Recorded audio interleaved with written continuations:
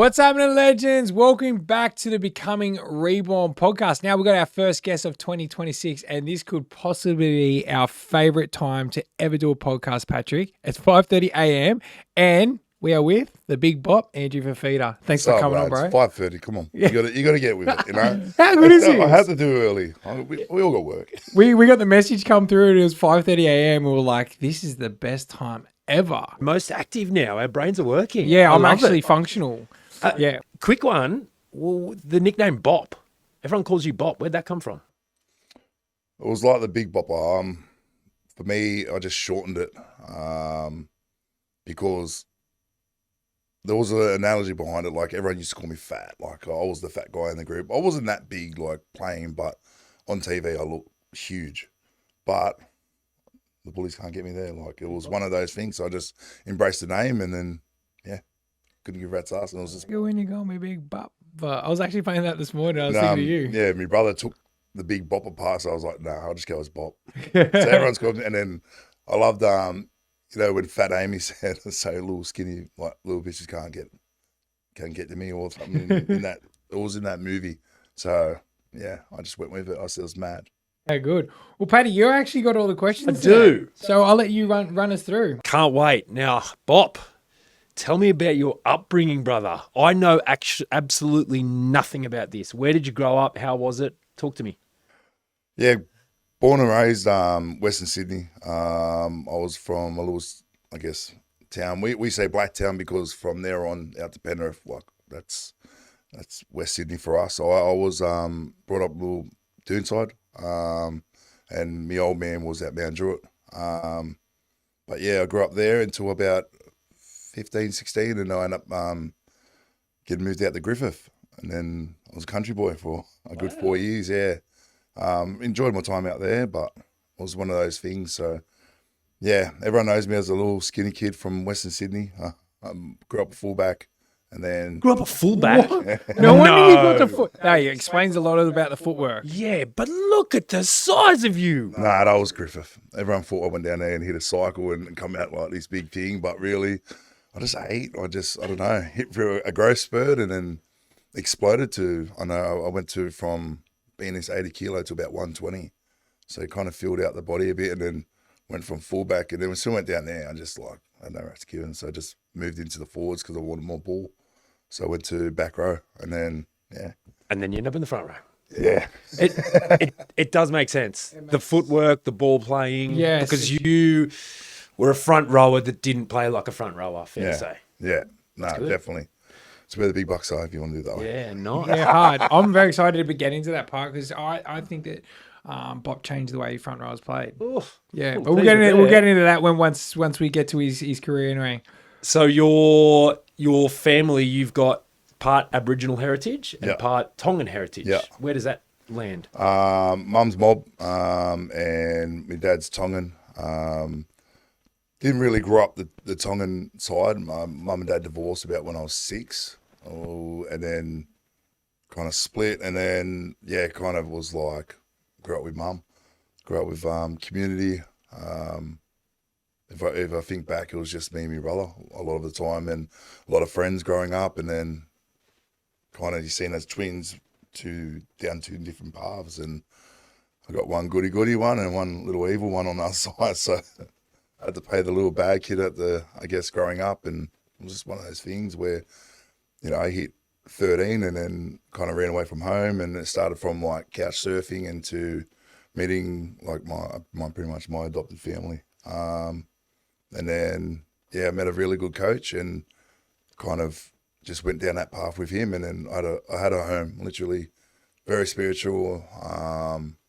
And there was something telling me they're the family for you. So kind of from a weekend, from maybe Thursday after school sport, it was just from there, go to footy training, go home with them.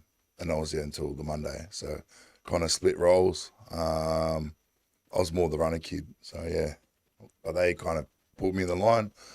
But if it worked, it worked. If it didn't, it didn't. So yeah. Right. Wow. So you lived at someone like at another family's house. How did that like come about?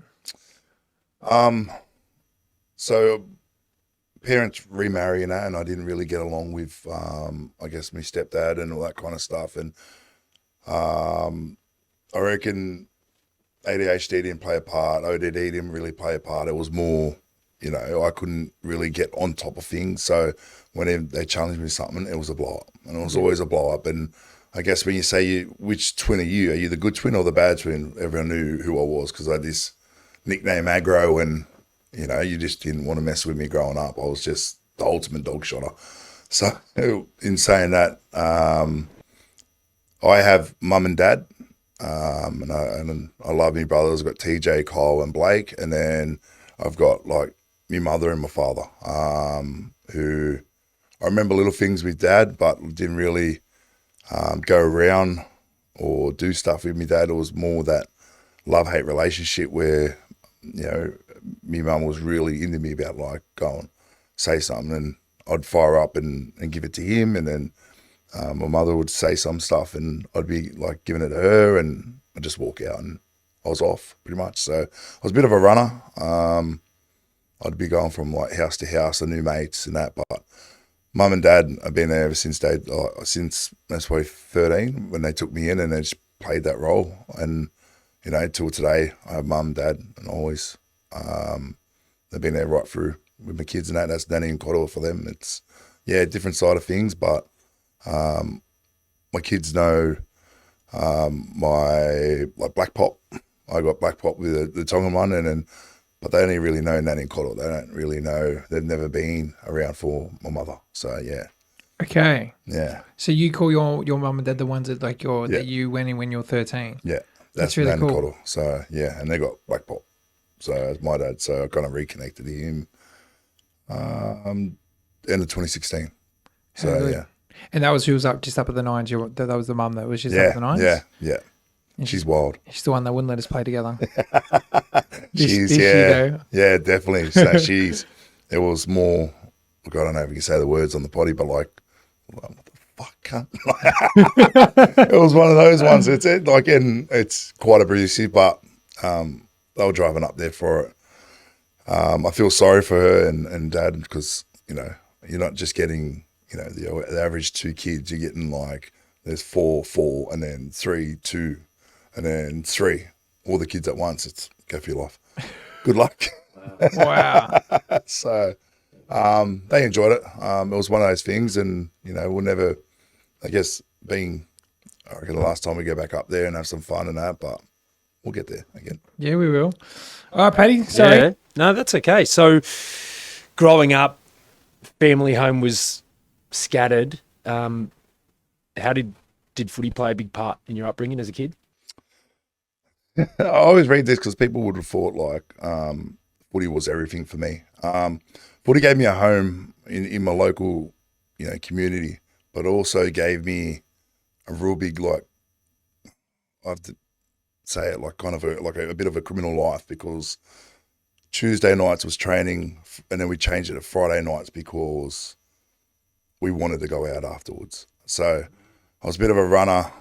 When I say runner, like we ran around getting things, taking what was not ours. It was just our community we're in. We used to go to rich areas and find things, and it was just one of those things. And then, that was us. Like I'd never ever thought footy was gonna be a thing. I didn't even know footy was a thing, and especially getting paid to play footy. I never knew that with our upbringing. Like if we're talking money, like we're grateful with $2, but I'm feeding the whole friends. With you look back then, $2 chips were like you're feeding you're the most popular kid in the community. So so Friday nights was the mains for us. Sitting at the back, drinking, just running around like clowns, seeing if we can get up the mischief, seeing if we can get a chase. We just always were chasing that adrenaline rush. So it was just, I guess, where we were. And now, so looking in, it's, we're not a good look, but for community-wise, I think it's like number one where people need to understand you got to come in to see what it's like, where you rely on your community and rely on your people who you have next door. And I questioned my son the other day. I said, if I asked you to go next door and get me a glass of milk, would you do it? He goes, no. I said, why? He goes, well, we got a shop that we can go up there. And I was like, See, that's great. Like, Yeah. Mum wanted a cup of coffee. I'd quickly run across the road and ask if they didn't have milk, I'd go another one, and they'll give us half a cup.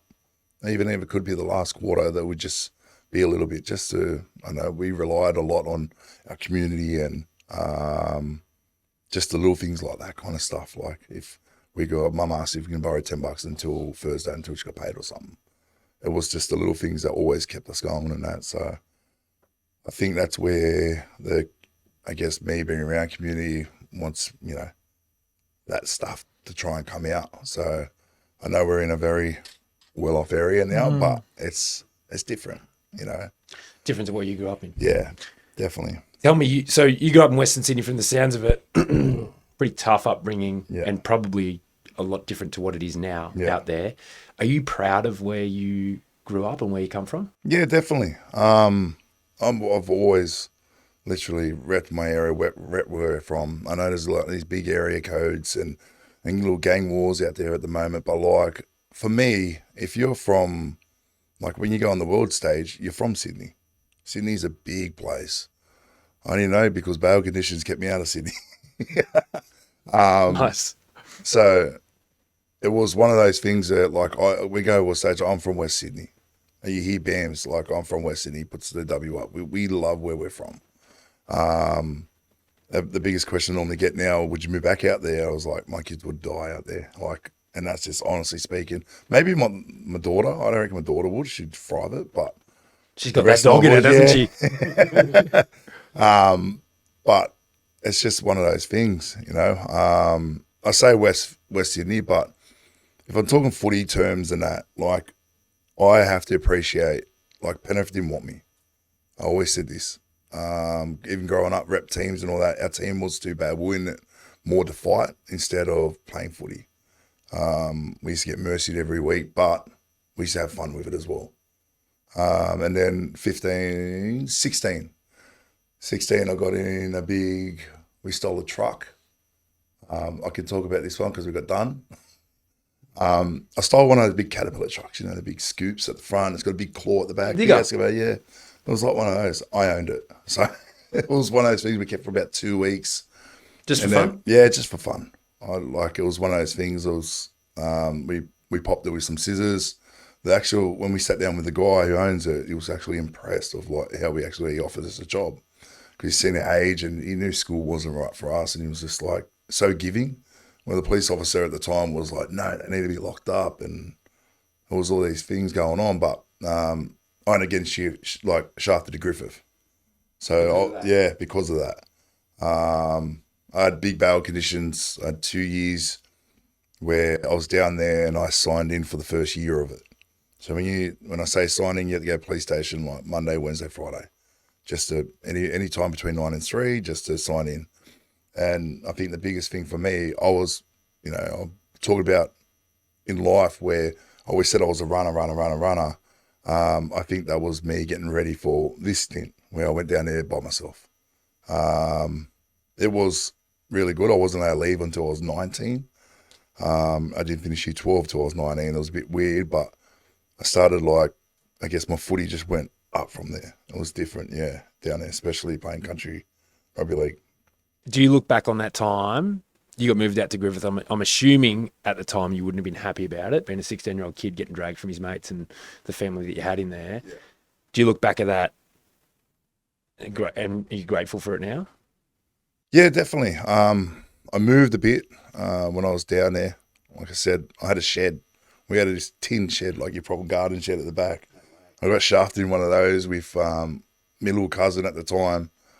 And I said, fuck this is bullshit. Like, it's 40-degree days and we're out there, and I just ended up moving out and found a mate from footy and said, can I move into your garage? And it started from there. And I felt like I was at home there and just kept away. And school was everything. That was my community. That was my home place. I didn't care anywhere I wanted to be. I just wanted to go to school. I wasn't the best at school, but it gave me a place to call home. I felt like with my friendship groups and that kind of stuff, it was where I was getting that kind of love from. So I always went to school, but I think the footy picked up once I went to, I guess I moved from like fullback to centre to the back row. And and kind of jumped in from there. It was like starting to boom because I had a lot of people come and ask me, and like I think I'll bring out the 20s competition in '08, and they're like, oh, we really want you to come down to Melbourne. We really want you to come back to Sydney, like we're the Roosters. And I was just like, look, I don't play footy. I don't, whatever you think, the TV stuff is not for me. I didn't even think it was a job, to be honest. Like, I didn't watch footy growing up. Some of the boys asked me about Origin and that kind of stuff, and I remember rolling down Origin 1. I didn't even know what Origin was. No way. So I just thought we were just going for another game. Your question where it goes to how much footy, I don't know. I remember Sheensy put pictures on who we're versing, so I knew like their face or their name. I maybe know one person or two person in the league and that kind of stuff, but it was just a thing. Like rugby league wasn't. Blows me away. For you to get to where you went in your career and you had no idea about the NRL when you were growing up. Yeah. That's mad. So, yeah, a bit different. And then end up signing with the Tigers.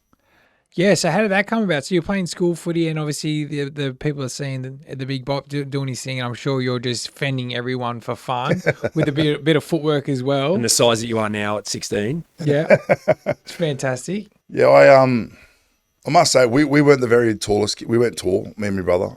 Year 7 was still front row doing the little things, and I think year 9, year 10 we noticed us shift. Yeah. We stretched like. I reckon ended up going to about 6'2", I reckon. And we kept growing. I don't know, out of nowhere. It was just one of those things. Everyone's asking, what's the trick? Which like, nah. Just keep eating, bro. Yeah, that's it. Can you imagine running into him at what, 15, 16? No. We couldn't eat, but I wasn't this big. Like, it was like if I showed photos, like we were anorexic. Like, I was a national 800 meter runner. Yeah. Get out. If I must say, yeah, at 16, I was 800 meters nationals. Yeah. So it does explain a lot about your engine as well. Yeah. At state, well, when I went to state, I did the 1500 and then I did the 800 later that day. And I was like I get it now, but back then I wore my volleys and they were the lightest shoes I could find. I asked to run barefoot, but they wouldn't let me. Play on. And I just said, like, with the volleys, they were light. And everyone had these track shoes, and I was just like, look. This is what I got. Oh, this is what I got. I'm going hard. This skinny kid from Western Sydney. Yeah, that's it. We didn't care. And then I was talking about being a professional and trying to do that kind of stuff. And I was like, nah, I can do both on the same day. I'll be right. Because we were runners. It was amateur stuff. Like, running was nothing. I used to try and get in front and just pretend the police officers were chasing me. But when it comes to cross-country stuff, he was the number one. So we used to have a theory. We used to have these arch rivals from Wagga. And they were twins too. So my brother would get first in the state, and then those two would come, and then I was like the sabotager. Like we worked in that way. I knew he was better. Like, you know, when you run in front of someone and you start slowing them up so your brother can take off, and I was just doing that, and I couldn't give a rat's ass. It's the race. Like, your brother should help you. Yeah. So it come down like that. But back to football, how I got to the Sharks, how I got the Tigers. I was in a school game and we were versing Dubbo High School for the Uni Shield. And then I ended up having a really good game. I was playing lock at the time, never played really in the middle. And they're like, where are you from? I said, what do you mean I'm from Griffith? And they're like, I know that, but like, where have you been hiding? I never played Haramats, I never played any development, never played SG ball, none of this stuff. They're like, where have you been? You're like a hidden gem out in this country town. And I was just thinking, I was like, you know what, I'll take that, because growing up in Penrith Comp, I was like, never be seen. So I went home with it, and then someone reached out to school and said, can this kid come down for a Sharks trial? He was a recruiter for the Sharks. And then I was like, you know what, I didn't want to, because it was about to be like vintage season, like and it's really good money if you do vintage down in Griffith, like with the wineries and all that kind of stuff. And then I was just like, my best mate down there, Rice, he was just like, just go, I'll get you on the bus. We had Man Monday for a week after the grand final. And then he got me on the bus. Oh, well, we missed the bus. I got to the bus and the bus guy goes, nah. He shut the door on me. I was like, bro, I'm right here. And he's like, nah. So I ended up what's the name? As a car, he goes, we'll just drive you to Wagga. He drove me to Wagga. Look, could have been half pissed, but like, we drove the Wagga, and he dropped me off at the station, and we got the train back. And then when I got back here, I tried with the Sharks. Ended up trialing back row, but I couldn't. 20s trialed the week before. And they said, could you trial in Prems? I said, man, I've first been down here. I'm like, don't care. How old were you at this point? I was 19. Oof. And I was like, how hard can it be? And they could, I would have been, look, I'm not going to lie, I almost probably was the most arrogant, person in the world, when it comes to that kind of stuff. Yeah, big fan. Because I just always was reserved. I was always like, nah. If you're not, I didn't care who you were or anything. And then I ended up trying, I ended up scoring 4 tries on the edge. That night I had about, 7 calls from pretty much every club asking me, come sign with us. We'll sign you. I know they got footage and all these managers are trying to grab me. And then Lance Thompson come in and goes, no, he's mine. And I went with Lance because he come down to Griffith and goes, Who's manager up? yeah, you're going to sign with me. And I was just like, and you are? I just seen this big redhead person. I was like, I don't care. He goes, no, these are our top quality players. And there was about 5 us Aboriginal boys at the land council, and he was just like, these are the best players coming out of Griffith. So he signed us. And then I ended up, everyone who talked to me, I just said, I'm not signing with you unless you take my brother. My brother just made Penrith for 20s. I said, whoever gets us to reconnect will get me. And then they were all just trying to find, I think, the footage of David play and that kind of stuff. And then Sharks picked me, but I was at half-time, I had an orange. And then I was peeling an orange, trying to eat something. I was starving. I just got off the plane. I like the train and that. And then some guy come and spray me. It was Scotty. I look back at the photos of their 20s team. It was Scotty. And this guy, I loved him at the Sharks, but it was him. And he blasted the shit out. What did he spray you for? You're going to pick that up. You're going to put it in the bin. I said, well, I'm not a dumb cunt. Obviously, I'm sitting here and we just played a game of rugby league. I just want to eat my orange. And then he was just like, you better pick that up. And I was like, look. So he's most of the real reason why I didn't sign, go to the Sharks. Because, to get respect, you got to give respect. And I wiped that and Tiger said, we'll take you. And me and my brother went there on a contract. It was meant to be, I was meant to go to grade and I didn't. I chose not to. I want to go with my brother. I haven't seen my brother in how many years? I haven't been around him about 3.5, 4 years. And I was like, nah, I just want to be with my twin. That's it. So we went down 20s training and it was my first, it was mostly a good thing for me because it was my first ever kind of professional, kind of training and rep training and that kind of stuff.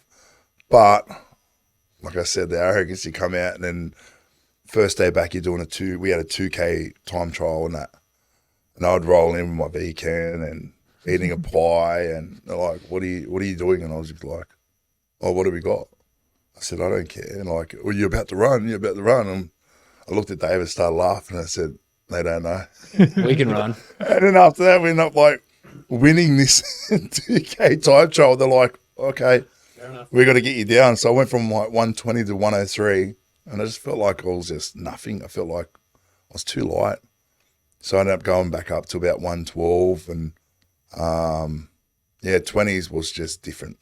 So I played that Toyota Cup in 20s, fried for a TV game. And I used to put it out so we had at a club, our general manager is Darren Mooney. He's a big person that got me over to the Sharks in the first place. But in 20s, he was our manager. And he used to put in his hand, he's like, all right, you score a try, I'll give you a free pair of boots. And they were ex-players. And I was just like, don't care, free. You say free? Free anything, I'm in. And then, 20s, I think the word's fucked. You would hate to coach me. I was just that guy bringing the boombox, bringing the pie, bringing my V, and I'm just pumping. And they're just like, what are you doing? What about the he's prep? Fuck them. Get on my back. I was very arrogant. It was one of those things, we didn't start off, we come off the bench on the first game. And then I was like, look, you know what? We're versing kids. And then what? I said, I'm top age. I'm about to put a clinic on. It's up to you if you really want it. And they're like, yeah, whatever you reckon. And then, I remember there was one. I'll give you a little story, right? There was one video review, and he's like, we're versus Melbourne. And I knew it was a TV game. I used to live for a TV game because that's where the highlights come out. And then he goes, we're versing Jesse Bromwich. Runs 180 metres. He's tackle break king. He's got a great offload. And I was sitting there every day, because I can't sit in classrooms. I used to be the worst. I understand now because I'm in that field work, but like I used to just sit there and I go, and the coach did Grant Jonesy used to look back and goes, what? And who the fuck is he? Like, all right, what do you want then? Okay, I'll run 200. I'll score you a try. You want 2 tries? I'll give you 2 tries. And then how much offloads does he do? I'll double it. And he's just, I reckon the stuff he would have said about me after footy. And then I remember mate goes, you got balls. You can tell you have not been in the system, mate. But you could back it up at the time. Yeah. If I find those highlights, I backed it up. So what happened in that Melbourne game? I scored a double. Yeah. Scored a double. I always ran over 200 in 2020s. Was easy. And I kept asking the paper M's, and they wouldn't let me. I was meant to debut at the end of that year, and I know Jonesy come out and said, I trained with grade prep to go to the GC. Told my family I'm debuting. I got told I was debuting, and then it was like, nah, they need you for semis and all this kind of stuff. And I said, I don't play semis. I'll play with the big boys. I didn't know that was like a paid thing or anything. I just thought they're like the bigger brothers. I'll play with them. So at this point, you still had no idea about contracts and match payments? Because I was complaining about my first year with grade was probably the hardest. But once I realised things, it was just, oh, fuck, all right. It's like a business. So, yeah, different. Tell me, you come across incredibly confident as a kid. Where did that come from? I wouldn't say like confident. I was arrogant, and I didn't let no one in. That was the thing. Like, if you weren't part of like my community, my people, it's still the same like today. They're in, like, I know my limits. I know those people who I can really trust and I can turn to. But growing up, like, that friendship, even in the footy team, like, I always tried to make that if you're in this, you're in this. Like, I wanted to make it like my community I grew up with. So there was like a bond that we always had, and especially if I was in a group, I didn't like where if we were in some teams where there was a little shed and a big shed, but they're part of the squad. No, if you're in the squad, you're in the squad. Most of the time I'm going to sit in the little shed because I want that to break that stigma between the two. There was always a thing, and that's how I went into first grade. Like, we had our 20 shed and then we had the first grade shed. Like, you don't go down there unless you're playing first grade. So it sounds like a real kind of like the Islander culture, but also the Aboriginal culture of community and togetherness. We're family. We're family first. It's always been like that. And you try and create some, like my best friends, how we started, we had a fight. Like, I've smashed their house windows and everything. And then, I don't know, we just come together. Like, one of my best mates I grew up with, like, they were smart ass in the park. So we had a fight, kind of went down to normal. Grabbed my brother, said, nah, we got to end this. Went and got all these big rocks, threw them straight through his window. And then 2 hours later, they threw it through our window. And then our parents come talk. And then there was us in the background layering up with sticks and that. And then they made us put down and just talk it out. And then it became our best friends. So we went, like, we're 2 peas in a pot. So we were, like, that age, I think we were 10. And how tight we went from Doonside all the way to Waterfall. Went in the bush to go find some goannas and that. And big, like, snakes and that, just to take them back home and then throw them around the yard. Like, we just travelled everywhere, wherever we could. But our parents would know we're all together. And they had, like, we had a fair bit in our family, they had a fair bit in their family, there'd be another, like, a mob from the area, and then we're always travelling with a pack of 15, 16 people. Wow. So it was just one of those things, we relied on each other.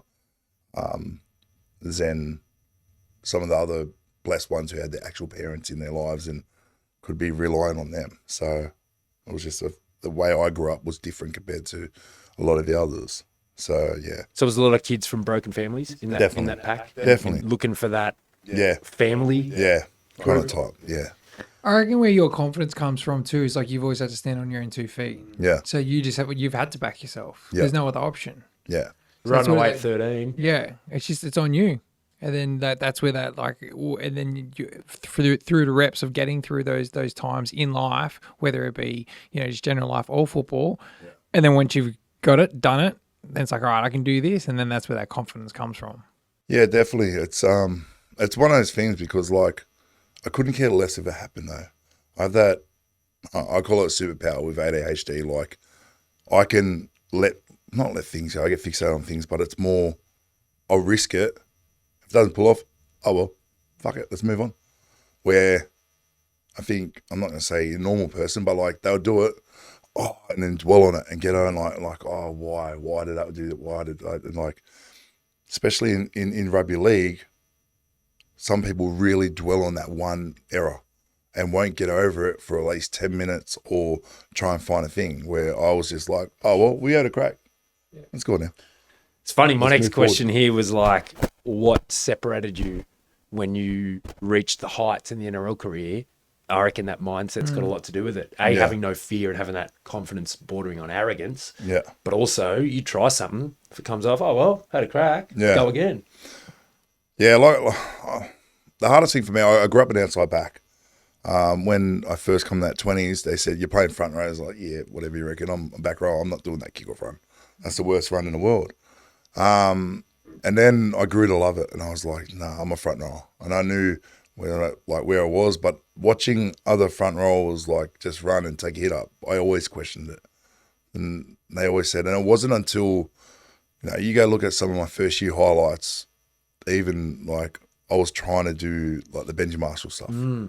I was skipping across, fending, putting guys through holes. It was just one of those things. Like, if it wasn't for that, I'd be, I don't know, I think I scored this 80-metre try one day and just took off and ended up fitting a fullback and going. The Tigers? Yeah. Yeah, I remember it. It was different. It was really like, I know I'm different. And then it was the same with my brother, and I thought was, like, because we're pretty similar. I look at my twin and everything I aspire was him. Really? Well, we grew up, he was always the better player but never got picked. He was always the better player, and he was never the man of the match, where, like, there was a grand final we played, and then someone got around me, I got off, and I was in tears. And I said, go short, because it was like maybe a minute to go. And I was like, I'm going to bash him. All right, I was behind the line, I'm going to bash him. Just kick it straight to that person, that center on the thing. I'm going to jump up for it. If I don't get it, I'm going to bash him. So he went short. I've just, like, went for the ball, didn't get it. He got it, come down, swing an arm. They didn't really say that. He got up, punched me, and then it's on. I went just punched on, but I got the penalty because he punched first. So my brother just comes and goes, move, I got this. Taps the ball, fan. Gets about a metre from, like, not even a metre from the try line. Dummy off, just scoots it straight down. He got me in the match where I'm like, he dead set fended the whole team, and he had a killer game too, my brother. But like, he was always my biggest inspiration. And the same, like with Sharks, I had to get him out of, like, he left at a crucial time for us. He went halfway through 16, so he missed out on that grand final because he got a staph injury in his knee, and it was like, all right, go to England, do your thing. And over in England, like, I never realised he's pretty much like the Paul Gallen of England. Like, yeah. Like, to say how far he actually got within that club, he was like one of two. So it was out of him and Neil Bishop to be the stadium name. What? So for me, that's like, it's huge. But he's got a bar over there, the Big Bopper Bar. So he's got that over there now. So it's kind of like, it was pretty surreal. I got to present him with his milestone jersey. I flew over there, and it was good to be like the fan for once. And then I always still that little bit of arrogance. I said, watch when I go out, the crowd will sing for me. And which they did. It was the best. I can't, like, I love the footy culture over there. And that. It's that. So tell me, why do you think your brother didn't have a career like yours? I believe it was training. Coaches don't want to see you train hard. When we went to first grade, he wasn't as resilient as me. Like, when I say that, like, my attitude towards training was like I'm gonna fucking kill you. Like any forward to come, I didn't want to get tackled. I had a bit of a thing with Benji Marshall. We had this scrimmage game and then got up through the ball, shoved him. I didn't know who, like, he was. God. Like, he was God. And I didn't know he was, like, that person. And then fucking we just were at it. Shoved him back, threw him on the floor. And everyone else ran in. And then we kind of had this big tussle. And then, I don't know, we had not a media day. We had a promo. And then it was the first thing everyone asked about me. And I didn't know about journalism and the papers and media and all this. And the next thing was, like, rookie takes on the best player in the world, which he was Golden Boot. I didn't know that, like, and that's where the whole divide. All right, you got your first grade, I got my 20s. Yeah. I will beat your first grade, and that was just I think from training, like we would do drills, and I was that HK. I was like literally that, like you're not putting me down, and I'd knock him down, and just like nah. I know you meant to go down. Nah, fuck them. Like you wanted me. I got a pecking order. I'm number 8 on the prop list. I got to get to 4 to play. It was more like, okay, I got a goal, like bring it on. So I just knew I had to get to number 4 to play. So if you were at number 7 and I got my chance to slot you, go on.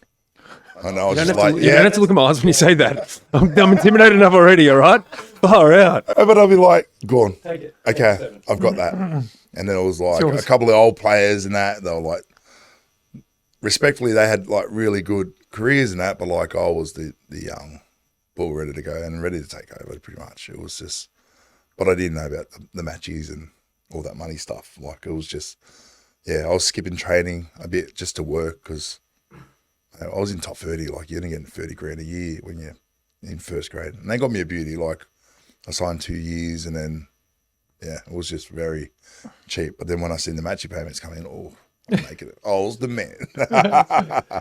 Sorry, you go. So you had that fight in you where you knew who you had to take down in order to get somewhere, and you fought tooth and nail for everything, and your brother didn't have that same intensity, you don't think? Look, I'll come out and say it on this body, all right?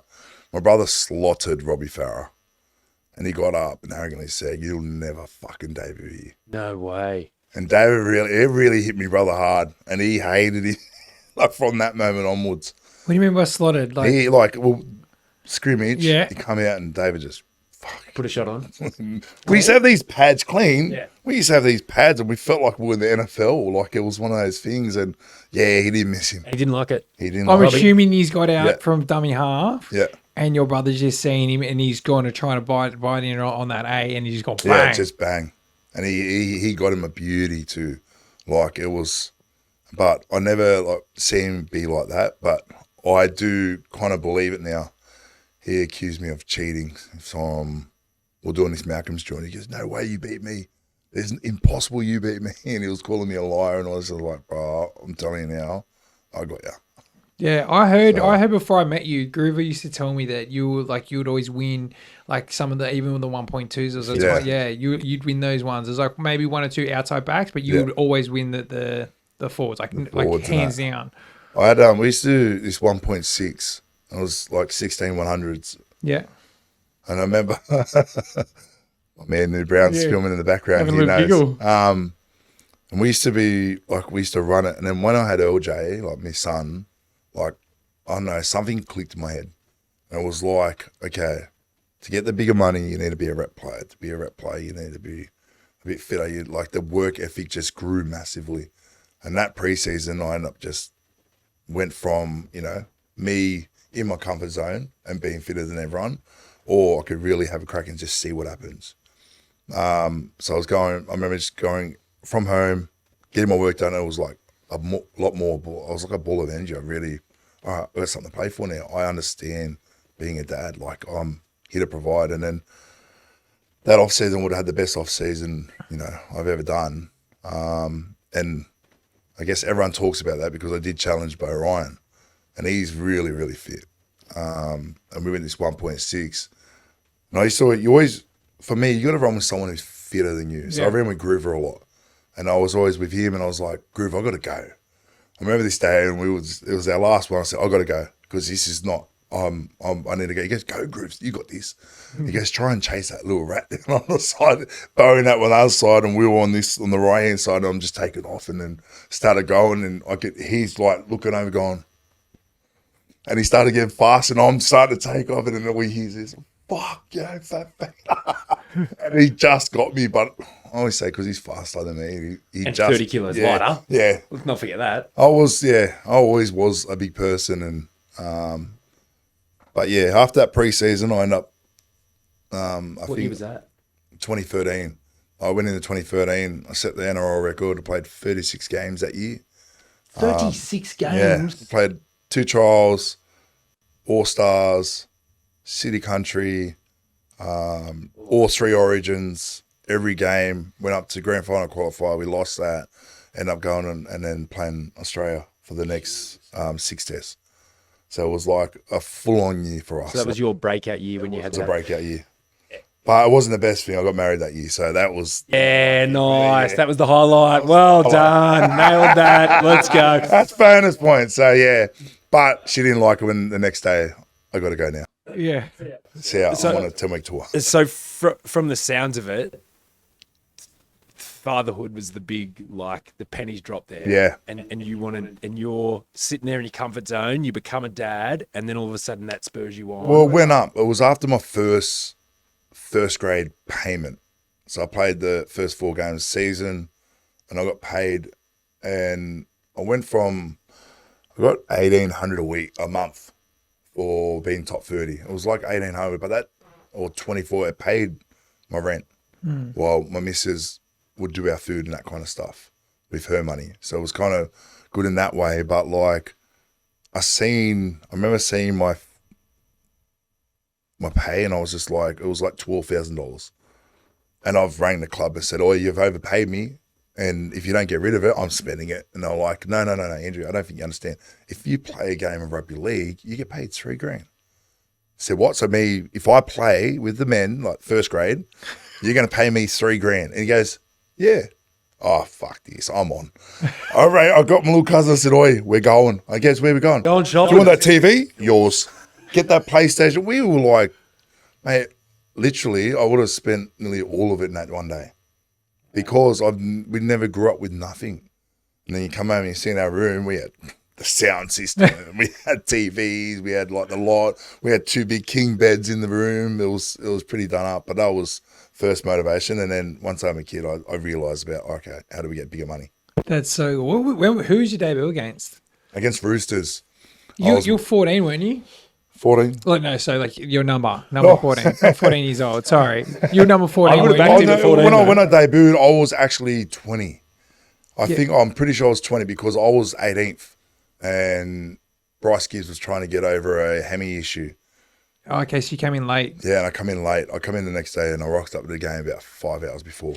I remember, and I spoke to you about this the other day, but me and Tax, this is hilarious. Me and Tax used to do what's it called? Supercoach? Is that what it's called? Supercoach, where we used to do it. We used to do that with the first year it came out. We would do it together. And I picked you in my team when you debuted. Oh. And you killed it, because you come on, because you get, back then it was off points. Because you hadn't played NRL, you were really low points. Yeah. So I got you real cheap. And then you came on, and I remember there was you used to get points for line breaks or something like that, and you fed there was like one play where you fended like 5 different players, and I was like point, yeah. And I remember watching you always in my team from then on in, because you would come on at 14 and you come off the bench, and you just light it up. There was multiple times in your first, I think it was your first season, might have been your second season, but you come on and change the game. Yeah, I remember in my debut, I remember coming out because I didn't think it was a thing still. This is like, and if I be honest, like I could fill a stadium with how much people I can get in there, like if it was a debut. But I didn't know how big the occasion was to get a debut. I never grew up in I never cared about footy, didn't care about all this stuff. Like it was a thing for me. I had 8 people in the crowd. I had my brothers and a couple of friends out there, but like, wasn't a thing. Like I didn't even have my parents there. It was just another game. Yeah, it was just a game of footy. And like this is me not knowing how big a debut was. I just, all right, I'm playing with the big boys. Let's go. Like it wasn't until you when you're in a team, you're in a team. Like I didn't see the shining lights and all that kind of stuff. And then I remember I went on just before half time. And then when I come out, I could see my brother, like they were in, for debuts, normally down the bottom of the fence, but they were at the Woolworks up the SFS, like at the footy stadium. They were right up there. And then I could see my twin, out of everyone, I always just have this sixth sense with him, and he was just like, I was like, okay, I got you. Let's go. And then I went from playing like how they want me to playing like how I normally play. And then my first carry I got, like after the break, just grabbed it. Fan, got to the thing, fan. And then just got a quick play ball and let him go. And then I was fortunate enough we got flogged that game, but I ended up scoring on debut. Yes. And it was the best. Like I was saying, I always say to the boys debut, you might be part of the elite club.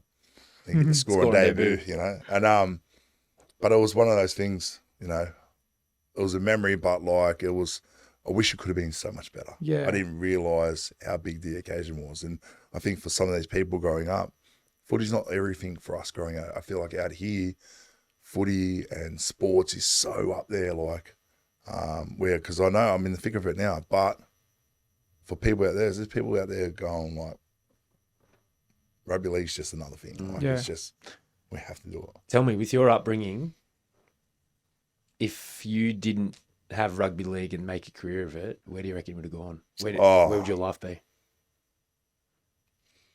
I reckon I always said this, it'd be 100% in the jail cell. And just, I'd do anything for money. And especially, I was your go-to guy for car stereos, subs, all that kind of stuff. Like, I was that person. And I'm doing your car over in 30 seconds. Like, I was very quick at it, and I could get like a quick buck that way. So I always said, that's like little kettle fish. It would have got bigger and better once I seen bigger money, 100%. I would have been in the jail cell.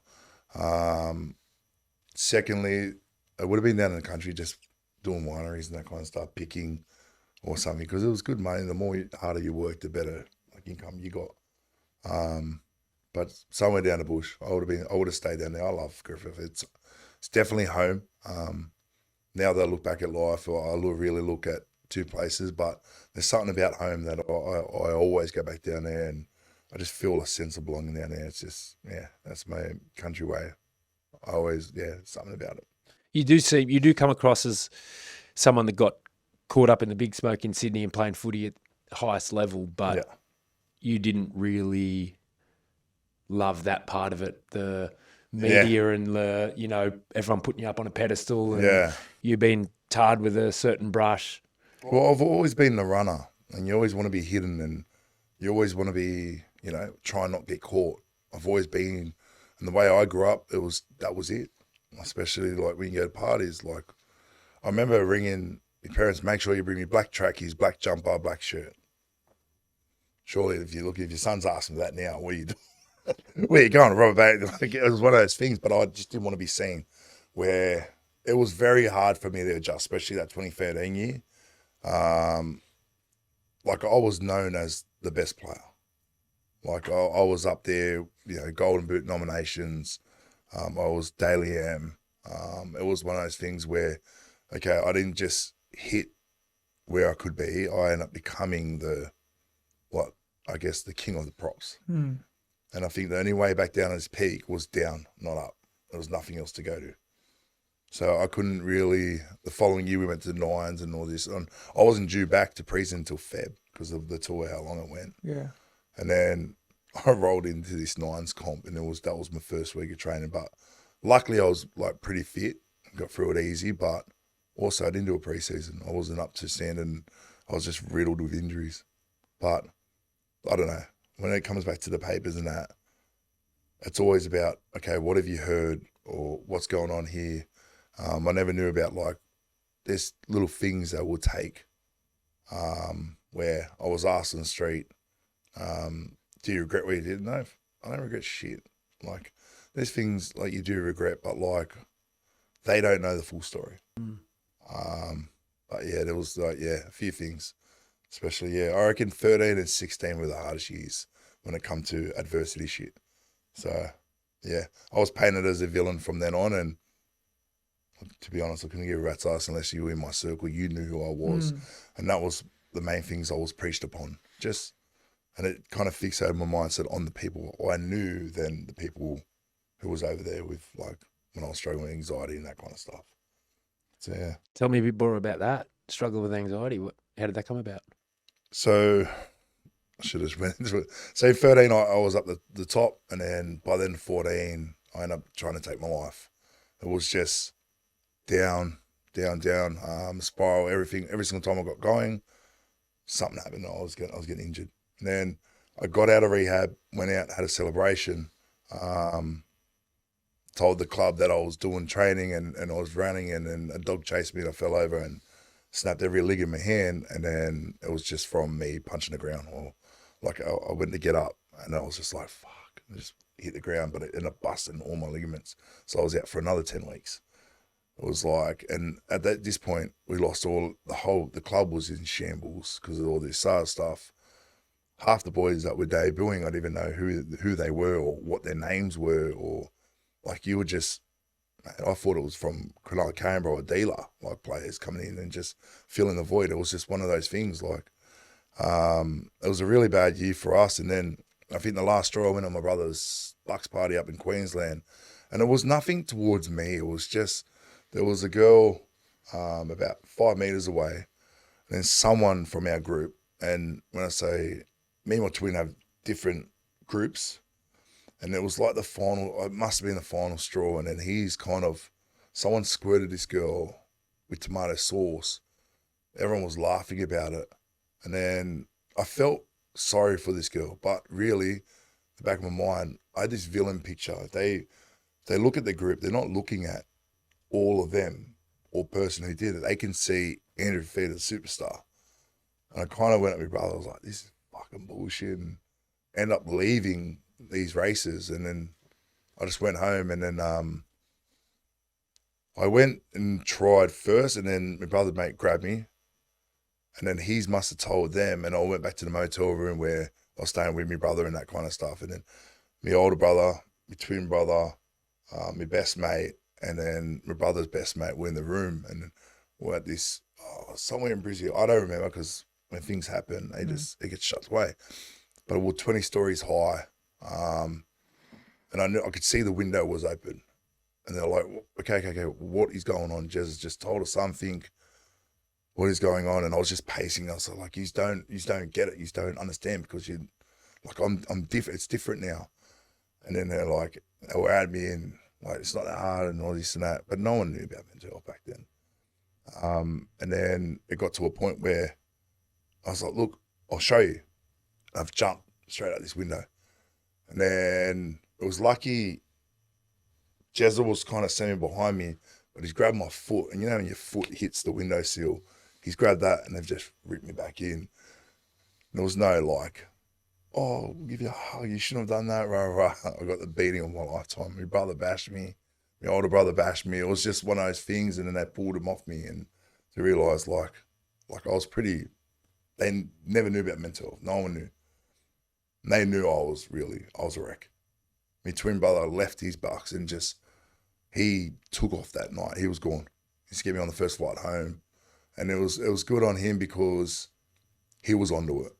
And where I kind of just hid, I had a hoodie on because I had 2 black eyes, I had a broken nose, my denture broke, so I was really, like, I was on this plane on the way home the next morning because they got me out of there. And then one of them, like my little cousin wouldn't leave me at all, and my best mate just would not leave me. So I got home, and then that night I had police rock up and just say, look, we're going to take you. And then my wife and David and that organised this thing. I said, no. And I was going to run from there. So it was kind of full on, and then I ended up going to rehab. And then I kind of didn't still accepted there was something wrong with me. So when you go into something like that, you got to really accept that something is wrong. I went into Savo first. I said, you need to get me IV, or I'm jumping that wall. And you know me, I'll jump walls. And they were like, okay, we'll get you into a private one. So I went out to, I think, Bronny, Sydney Clinic, and then ended up going to rehab. I did 2.5 weeks because we had to fly out for David's thing. And then I got out and I thought everything was good. I was cured. It was just like a Band-Aid over it. And then we got married, come back home, went in the pre-season and literally got him out to maybe the 18th of December. And I told my brother, I said, no. So I'm admitting you something's wrong. And he goes, why? I said, all I want to do is kill myself. And he's just like, he gave me a big hug, cried. And then he kind of just said, look, let's get help. So I went over Christmas again. And then I was going into 15. And then we went to the Hills Clinic and I met my psych. It was the best thing for me. I ended up accepting there was something wrong with me. I accepted, and I was fully in this. Like I really was. Like I look at my wife and there's a different love compared to wife Dave. There is something there, and I knew it broke him, and he's always just staunch. Where I'm like the big sookie, like who wants to talk to him. But there was a moment where that moment, it was like I was been chasing that for my whole life. Where he would never ever give me chips when I asked, give me some chips. No. And he gave me a hug and took me out there. And when we checked in, I was just like, okay, I got 3 weeks. I said, I promise you, I'm gonna come. I'm committed. I'm fully in. So I had this Mr. I don't want to say his last name, but like out of all the people I chose this little Indian guy. Like out of everyone, like for me, it was like a thing, and I love him. I absolutely love him.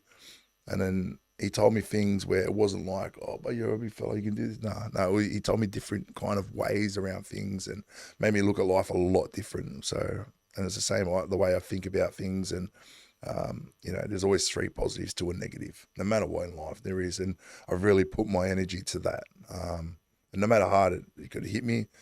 So I said, I promise you now, in 2 years, I will come back and redo this. I'll be on the medication for the next, I guess, how long ever it takes me to get my mind right so I can understand, I guess, the whole mental health world and what's really going on with me. So I was seeing him twice a week and the club really accepted it.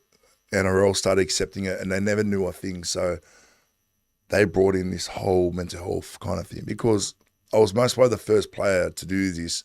And I said, so I go out there, break my leg, what happens? We go to hospital, we get it fixed, you get an opt, you get everything set, ready to go. I said, I have a broken brain, and it's just like, good luck. And I was like, yeah, it was just that tough man mentality. And I was like, so I went and done that, and I promised him in 2 years I'll come back. And so there was a finish line, and I felt like the ultimate test was at the end. And I always say things happen for a reason. And I remember at the end of 15 year, like it really tested us because I got suspended for 6 weeks. Apparently, to the papers, I bashed a referee out west in a junior rugby league game. I was coaching A grade at the time, and my twin went at the ref he was trying to carry someone off on a stretcher, and he played time on, and they've gone on the score, but like he was just like, you got no duty of care, and he's saying all the right words, but he's in his face going, this is bullshit, like you can't call someone on another duty of care to get him off the field. So both to their own, and then he come up to me at the canteen and he goes, this is the guy, not knowing we're identical twins. And I was like, with the phone in his face, I was like, the hell are you doing? Like, and I didn't even knock it, I didn't even get it, but I swiped. I was like, what are you doing? Because I just thought it was just like a random thing going up in your face, going like this, and there's barriers. Like, you can't do that. I was always like, where's your please, or asking. Respect. And then, next thing you know, I assaulted the referee. Like that was a big thing for it. Because me reading the papers, like I bashed him.